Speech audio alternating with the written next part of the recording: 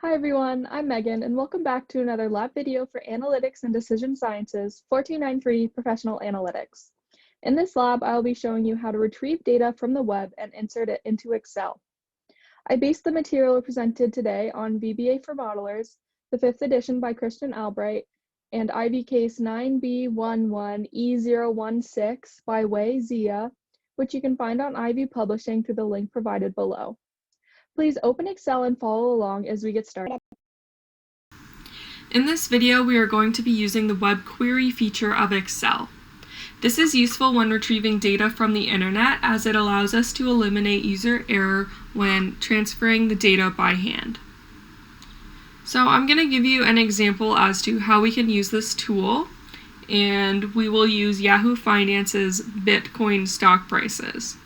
So to create a web query in Excel, we must follow these steps. So first we open a sheet in Excel, which as you can see I already did this. Then we navigate up to the data ribbon, and on the left here are all the external data groups. So we can import data from text or CSV, from web, from table or range, and then there's also a few other options. So what we're going to do is we are going to select from web, and then we will get a pop-up asking us to insert the URL. So since we are using Yahoo Finance and Bitcoin, you can search Yahoo Finance Bitcoin and copy the URL, which at the time of this video is the following.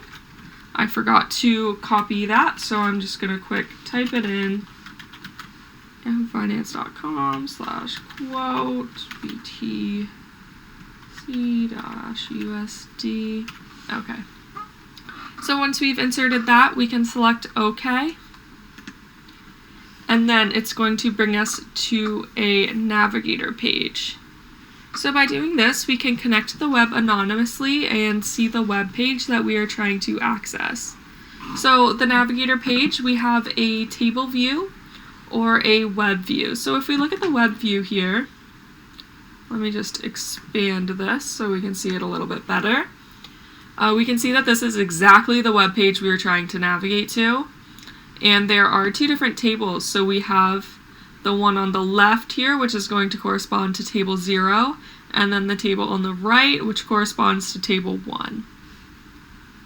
So if we select table 0, then we go over to table view, we can see what is going to be inputted on our sheet.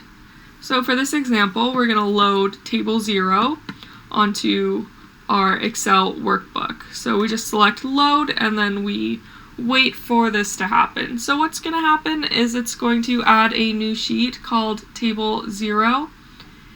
And once that pops up, you can see it's loading the external data, and then we get the table.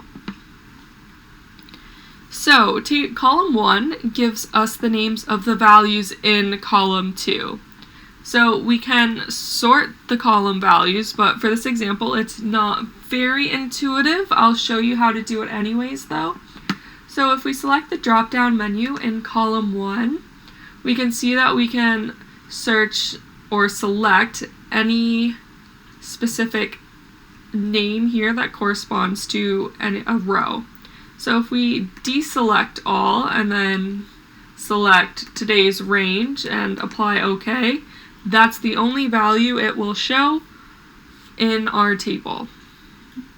So I'm going to reselect all to show everything that our data or that our web query inputted onto this sheet. So first we have the previous close, which is the price of Bitcoin at the end of the day yesterday, and then we have the open price, which is going to be the cost of the Bitcoin if you were to buy it right at the start of the day today, and then we have the range, which is the minimum price or the smallest price today and the maximum price during the day today. And then we have the 52-week range, which just shows the minimum amount Bitcoin was during the last year and the maximum amount. And then we also have the start date, which is the day that Bitcoin was started. So this is a simple way to input data from the web onto your Excel spreadsheet. And this tool eliminates user error when attempting to copy data from the web and analyze it, which can prove to be very useful. That's how you retrieve data from the web and insert it into Excel. Please check out part 2 of this video where I show you how to automate this task. I hope the material presented was useful when using VBA for decision modeling. If you like this video, please make sure to leave a like and comment, as well as subscribe to our channel. We have more content related to VBA for decision modeling in our playlist, so if you're interested in more videos, check it out.